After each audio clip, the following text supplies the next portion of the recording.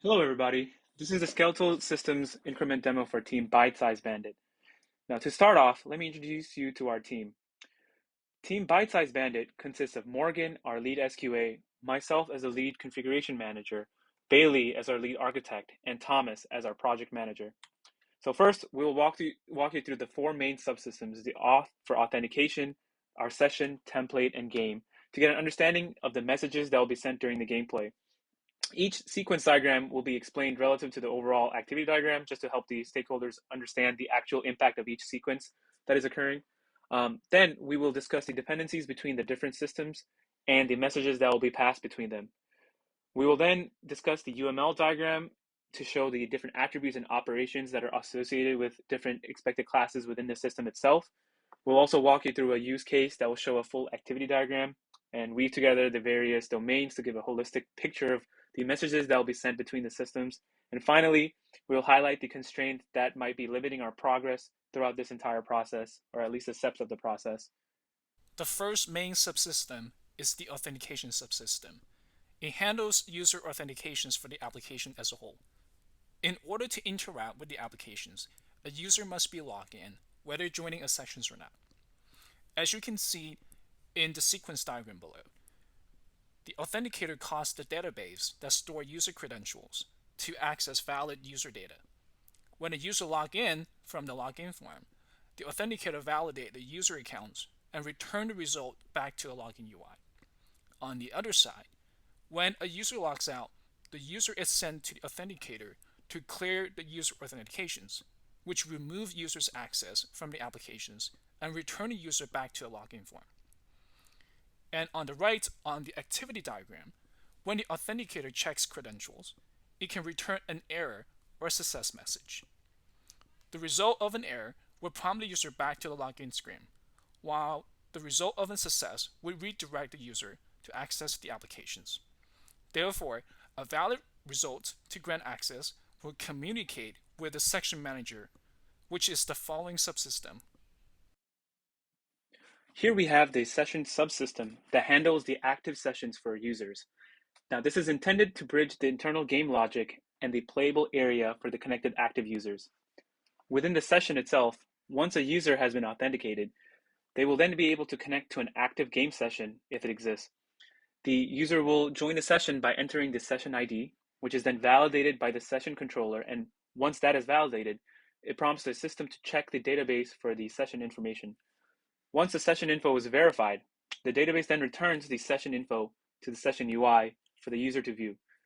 The information returned from the database includes session information such as the active users, the session settings, and if applicable, the game results for the session if there was a previous game that they had played.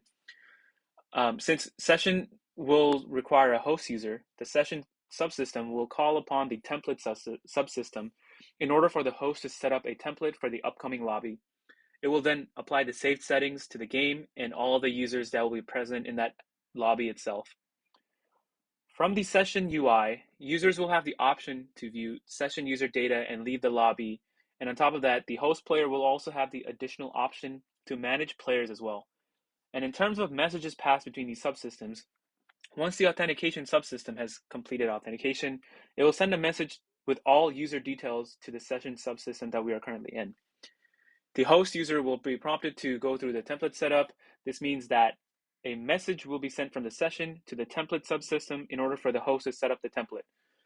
And in return, once the template has been completed and been made, the template subsystem returns messages that include the template ID, the categories, along with questions and answers to the session subsystem.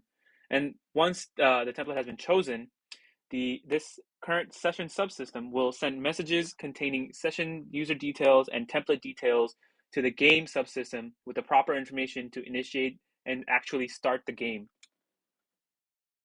The next main subsystem is the template subsystem. It generates and manages templates which game subsystem imports when a new game starts. Within the template subsystem, it started with users, primarily power users, or hosts who wants to create templates or updating an existing one when setting up a game sections. Once that process starts, it will automatically generate a template ID, followed by asking the users to select question genres. The users will be required to select 6 different type of questions categories. As that category are selected and finalized, the informations will be fed to the answer subdomains, wherein the users have the options to review and update the answer if needed. Once that's completed by the user, the template ID will be saved in your database. To understand the activity diagram on the right, in terms of the message pass, once the section subdomain has gotten to the point of generating a template by the host, the section subdomain will send a signal to start creating a template for the game sections ahead. Once the host has been guided through the template creation process, the template subsystem will send that message to the game subsystem, to the section subsystem that contains that information such as template ID, categories, questions, and answer relate to that template that will be used later on. The last subsystem is the game subsystem. It handles the main application functionality. Active section status, user status, and gameplays are all nested within the subsystem. Within a game sections, a user's turn will begin when their status is active. They will spin the wheel on a game board, which result in a genre being selected. When a genre is a questions will be selected from the questions class. And for each specific questions, it has various attributes such as possible answers and score values. The game board will retrieve respective answers and scores depending on the questions and selective answers. The turn score will be calculated and sent back to the game board, which results in the user's round score being updated. Within a game sections, there is an unknown distributions of turns between rounds and users because there are certain conditions that can cause the user to no longer be active. Therefore, their status must be checked at the end of every turn. Additionally, because there are certain conditions that can cause the game to end, the section status must be checked before a new turn can begin, no matter what the user's status is. To understand the activity diagram to the right, we must know the game subsystem is the part which the section sends a message to. The section subsystem will send over a template subsystem information to the game subsystem to initiate a game, and therefore an arrow pointing to the start game box. And as the game progress and finish, the game subsystem will send a message that include the player scores and results back to the sections for the section UI to display. Since we have reviewed the game architecture and its 4 subsystems, let's put them all together and look at the process dependency diagram that illustrates the dependency between them. Authentication subsystem is transient and it must take place first. And then if the users want to use existing game template, section subsystem will be the next stage where users will be able to either start a new game sections or join a existing one with a valid section ID. On the other hand, if the users don't want to use an existing template, they will be prompted to enter the template subsystem, where they can set up the template with desired questions categories and answers. Once those are completed, the user will be prompted to enter the section subsystem as well. With the section set up, the user will enter the game subsystem where the game starts. While the users are playing, there are 2 functional subcomponents that are working in the backend. The first is the game repos, and the other is the stat calculator. They're keeping track of the player's stats, number of questions left, and numbers of rounds, and etc.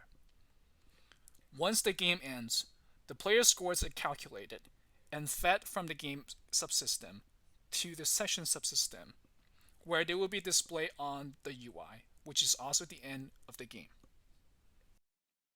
Now here we have the UML diagram for our system. We have identified 5 different classes for the system: the authenticated user, the game session, game template, game REPL, and stats calc. The authenticated user will include attributes related to login information, such as the user and password, along with an identifier if the user is authenticated. As for the game session, this class includes the attributes that keep track of stats and characteristics for the actual gameplay, such as the timer information, the users, the score, the round, the point, the spin count. The game template handles the categories, questions, and answers, which is unique to each session that is to be played, since this is the information that can be modified by the host and voted on by the players before the game begins. Finally, we have the game REPL class that handles the round information for the game session and the stats calc that feeds the user score calculation information to the game REPL. Now, in terms of the relationship, any n amount of users can join one session, with each session having a one-to-one relationship with their respective game template that is generated per session.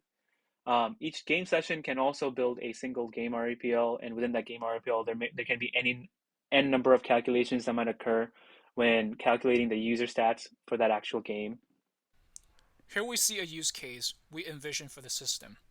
First, the user players enter the login informations, system validated credentials, and only allow the users to enter if the login information is valid.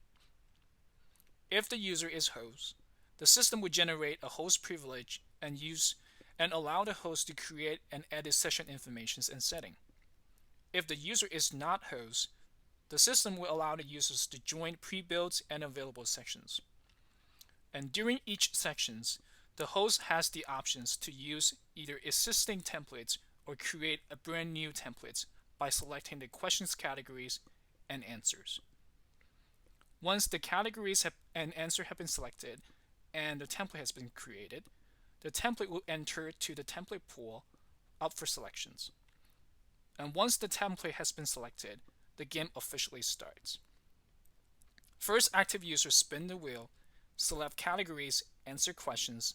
The system will loop and update the user scores until all the questions are done. And then the player will move on to round 2 and repeat the process above. The system will apply a multiplier on all points on round 2. Once the game has ended, the system will calculate all the scores and display the user's results on the session UI. And then the game ends. This is our last slide, where we'll be talking about some of the constraints that we did not previously foreseen. The first risk is a health situations. 2 of our team members have recently got sick, and as of recording, they are still in the process of recovery.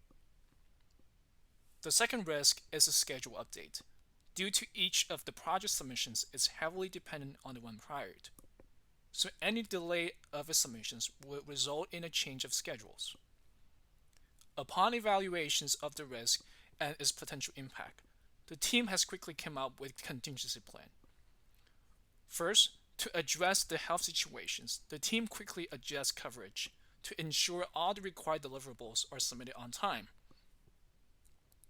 Second, to address a potential delay of any project submissions, the team has scheduled frequent sync up to ensure all the requirements are met and all the submissions have been turned in on time. And that shall conclude our presentation. Thank you for watching.